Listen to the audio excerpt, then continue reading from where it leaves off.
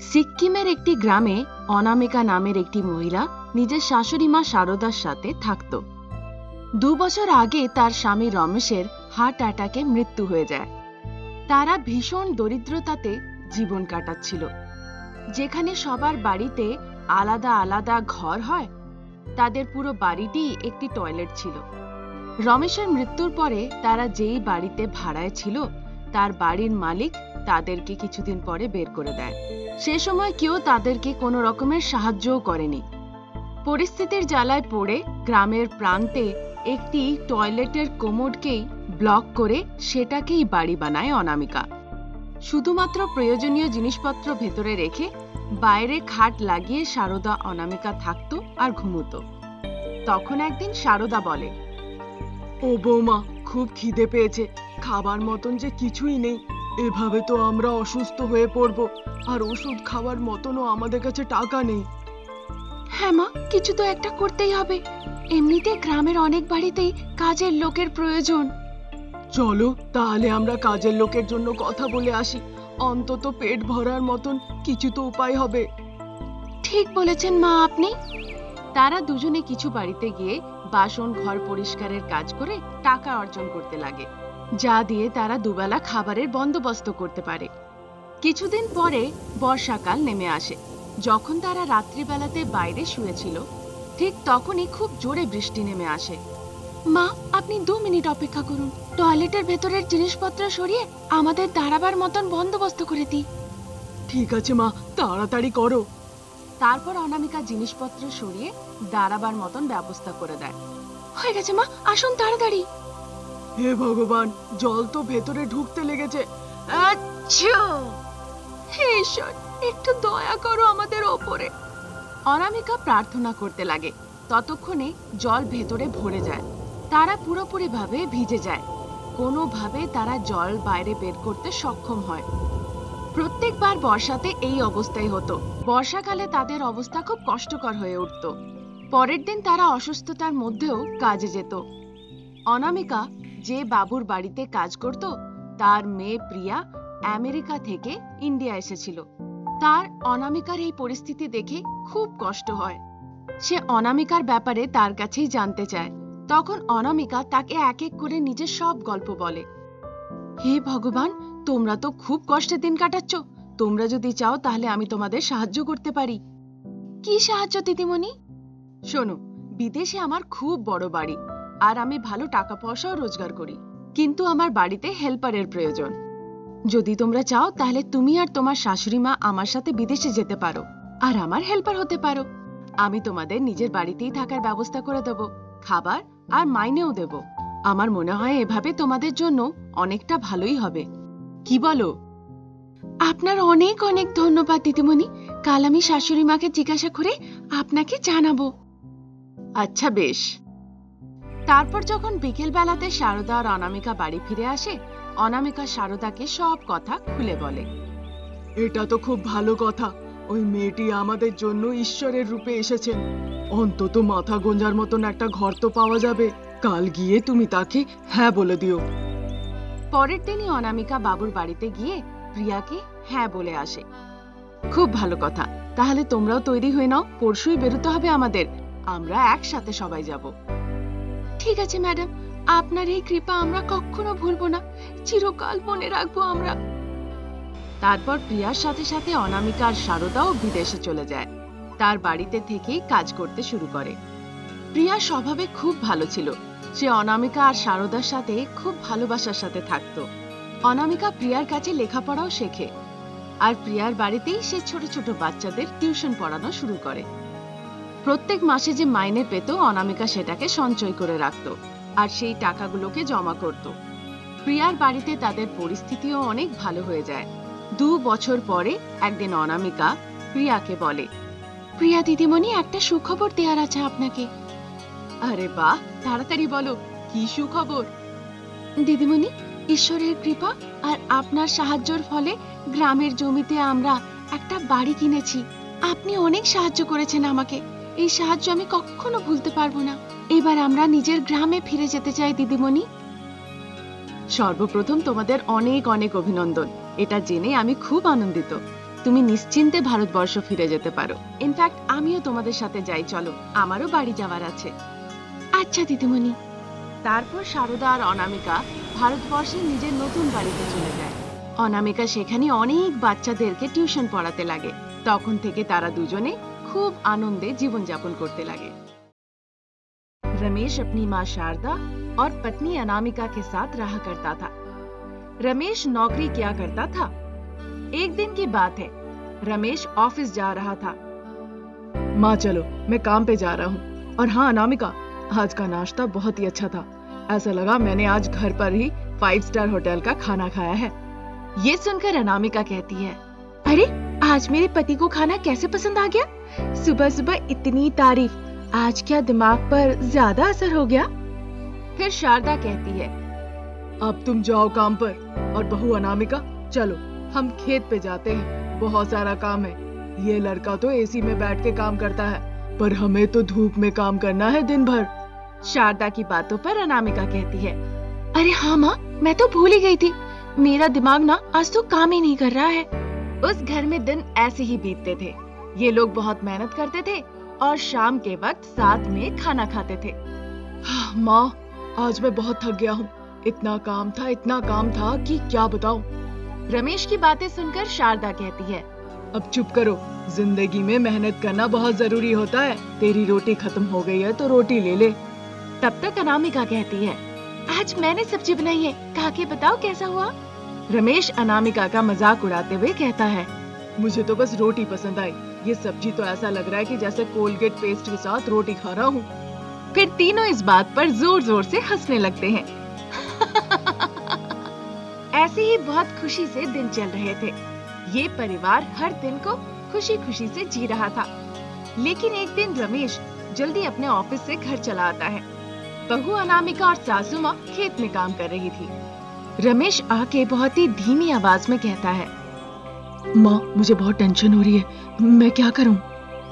अब सूखे पेड़ के जामुन वाले इमोशनल पिक्चर के हीरो जैसे क्यों रो रहे हो? ये क्या कभी खुशी कभी गम पिक्चर चल रही है? हाँ? तब रमेश कहता है, माँ एक बहुत बुरी खबर है। आज मेरे साहब ने कहा कि हमारी कंपनी बहुत घाटे में चल रही है और हमारी कंपनी बंद होने वाली है। बहुत डर लग रहा है, अगर मेरी नौकरी चली गई तो मैं क्या करूँगा? उसकी बातें सुनकर अनामिका कहती है, हे भगवान, हमारी नसीबी फूटी हुई है। अगर आप ऐसे करेंगे तो खुले आसमान के नीचे हम कैसे जिएंगे भगवान? क्या आपको गरीब को ही दर्द देना होता है? उसकी बातें सुनकर शारदा कहने लगती है, फिल्मों की हीरोइन हो क्या? अब डायलॉग बाजी बंद करो। अरे रमेश, लेकिन कब से ये कंपनी बंद होने वाली है? तो सीधी बात, तुम दूसरी कंपनी चले जाओ और वहां जाके नौकरी करो। माँ सही आइडिया है, मेरे पास सिर्फ 1 महीना है, बहुत कम वक्त है मेरे पास, कुछ ना कुछ करता हूँ। वो दिन खत्म हो जाता है। अगले दिन सुबह रमेश अनामिका और माँ से बात करके हर रोज जैसा ही ऑफिस चला जाता है। चलो मैं देखता हूँ, आशीर्वाद देना माँ, मैं काम पे जा रहा हूँ। अब जाओ, कौन सा जंग लड़ने जा रहे हो? ऑफिस पर काम करने जाना है, वो भी वो जॉब जो थोड़ी दिन में चली ही जाएगी। जाओ जाओ, ज्यादा ड्रामा मत करो। देखते देखते 1 महीना निकल जाता है। रमेश हर जगह काम के लिए जाता है, लेकिन उसे कहीं भी नई नौकरी नहीं मिलती और फिर वो निराश होके रात में अपनी माँ से कहता है, माँ अब क्या करूँ? मेरी जॉब चली गई, अगर जॉब नहीं रही तो पैसा कहाँ से आएगा? माँ अब मैं क्या करूँ? मेरे पास एक आखिरी ऑप्शन है, एक साहब ने बुलाया है जॉब के लिए। इस बीच अनामिका कहने लगती है, मिल जाएगी पतिदेव, मिल जाएगी। अगर किसी चीज को पूरे दिल से चाहो तो पूरी कायनात उसे मिलाने की कोशिश करती है। बहू की फिल्मी डायलॉग सुन के सासू माँ कहती है, बहू बोला था ना फिल्मों के डायलॉग नहीं चाहिए। सॉरी सासू माँ। रमेश दूसरे दिन काम के लिए किसी और जगह जाता है, लेकिन उसे कहीं भी दूसरी नौकरी नहीं मिलती है। फिर अंत में वो थक हार कर अपनी माँ के पास आता है। उसकी माँ कहती है, देखो भाई, अगर ढूंढा जाए तो भगवान भी मिलते हैं, ये तो बहुत हल्की सी चीज है, कुछ दिमाग लगाओ। रमेश कहता है, 1 महीने से ढूंढ रहा हूँ, न भगवान मिले न काम। अब तुम इस अनामिका जैसे डायलॉग बाजी मत करो। उनकी बातें सुनकर अनामिका कहती है, मेरे दिमाग में बहुत बढ़िया आइडिया है, क्या मैं बता सकती हूँ? रमेश कहता है, हाँ हाँ बताओ, ऐसी ही तुम्हारी बकवास सुनने की आदत है हमें। होगा कोई बकवास सा आइडिया? देखिए, हमारे खेत में 3-4 भैंसे हैं। शारदा कहती है। हाँ है तो? वो हर रोज 30 लीटर दूध देती है। माँ और रमेश कहते हैं। हाँ देती है। सोच रही हूँ अगर हम उसी दूध का आइसक्रीम बनाएं तो उससे बहुत सारे पैसे आ जाएंगे। अनामिका की ये तरकीब सुनकर सासू माँ कहती है। अरे बहू, मुझे लगा था कि तुम्हारा दिमाग खाली है, लेकिन तुम्हारे दिमाग में तो पूरा कंप्यूटर ही भरा है। अच्छा आइडिया है। और ये तुम बेचोगे, तुम पतिदेव, सिर्फ तुम। उसकी ये तरकीब सुन के रमेश कहता है। अरे पागल हो गई हो क्या? अभी तुम मुझे क्या आइसक्रीम वाला बनाओगी? रमेश की बातें सुन के शारदा कहती है। चुप रहो, तुम क्या बॉलीवुड पिक्चर के हीरो हो जिसके पास अचानक से ढेर सारा पैसा आ गया? चलो कल से चुपचाप आइसक्रीम बेचने चलते हैं। हाँ, लेकिन ऐसा ही होता है। दिन की शुरुआत होती है। अनामिका चूल्हे पर बैठकर भैंसों से निकाले जाने वाले दूध से आइसक्रीम बना लेती है और रमेश पास वाले स्कूल के सामने आइसक्रीम बेचने चला जाता है। आइसक्रीम ले लो, आइसक्रीम 5 रुपए में 3 आइसक्रीम ले लो आइसक्रीम। आइसक्रीम वाले को देखकर बच्चे दौड़ के आके कहते हैं। अंकल मुझे 3 आइसक्रीम दे दो। अंकल मुझे 1 चाहिए। अंकल मुझे 2 दे दो। फिर रमेश कहता है। अरे बस आइसक्रीम खत्म हो गया है। जैसे ही रमेश अपनी जेब में हाथ डालता है। अरे आज तो पूरे 100 की कमाई हो गई है। वाह, बहुत खूब। अभी घर जाकर पार्टी करूँगा। ऐसे ही रोज दिन की शुरुआत होती थी। घर में थोड़े थोड़े पैसे आने भी शुरू हो जाते हैं।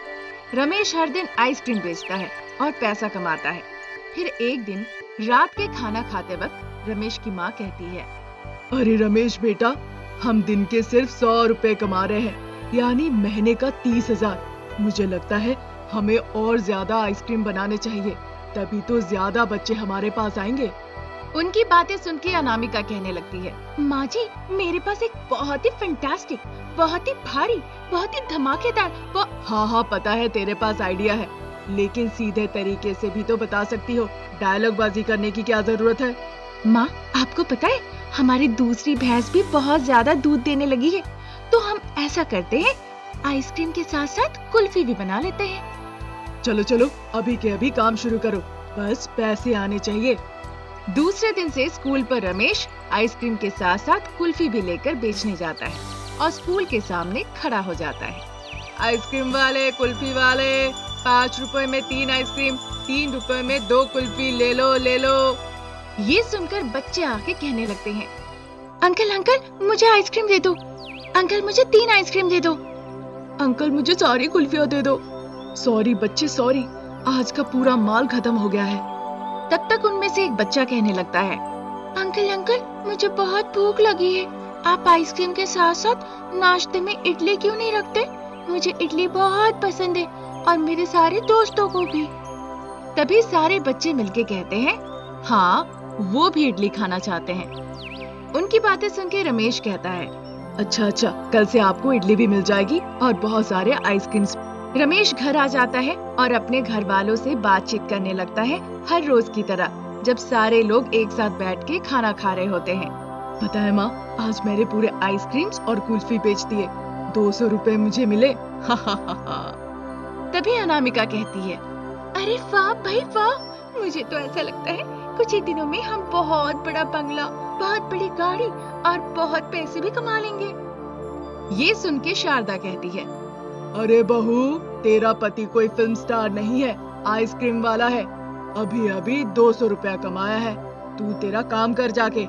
तब तक रमेश उत्साह के साथ कहने लगता है। अच्छा, तो तुम दोनों मेरी बात सुनो। अभी कल से हम आइसक्रीम और कुल्फी के साथ साथ इडली भी बेचने वाले हैं और कल से हमें पूरा 400 रुपए मिलेगा। उसकी बातें सुन के अनामिका कहती है। क्या 400 रुपए? अनामिका तुरंत उठकर अपने चूल्हे पर बैठकर एक साथ आइसक्रीम, कुल्फी और इडली बनाने लगती है।